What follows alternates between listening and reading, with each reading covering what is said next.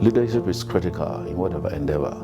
And particularly for agriculture, you realize that when it comes to food security in Africa, it's a huge challenge.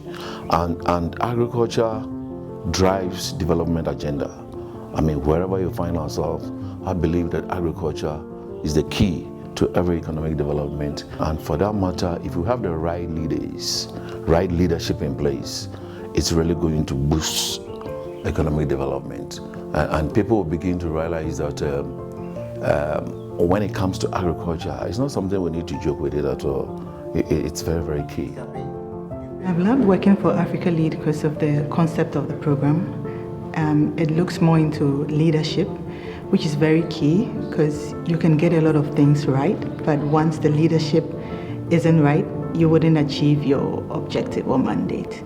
And it was really interesting getting to work with leaders across Africa and helping them to really build their capacity to understand what their role is as far as agriculture is concerned, and how to carry out their roles and work and coordinate with other organizations to achieve the mandate of agriculture across Africa. There are so many different organizations and people involved in food security.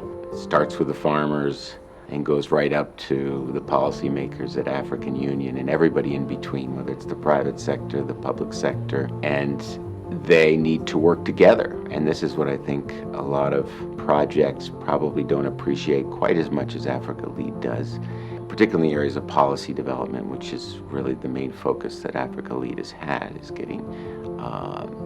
getting good policy in place that's inclusive. And in order to do this, you need to have people that may have different interests, that may not normally talk to one another, to be a part of the same process. And to do that requires somebody, in this case, this is facilitative leadership.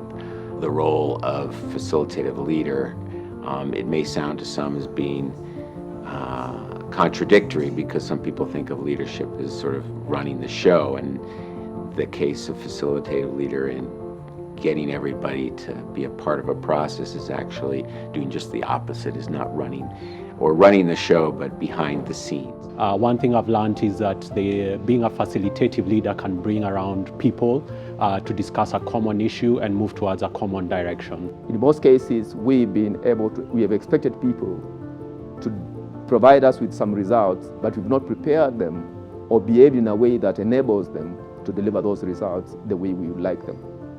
If you want to construct or to build a sustainable organization in terms of leadership, then you need to apply more of the visionary leadership style, because that one, you make people understand why they are doing what they have to do, and there is more buy-in. It is the leadership that brings the buy-in. It is the leadership that shows the way. The farmers may be committed to do what they want to do, but if the leaders are not for it, then it can fail, because most of the food security initiatives are more policy inclined. So the leaders are very, very important to change the situation of food security, because they are the owners of policy, they are the drivers of the policy, and they own the process.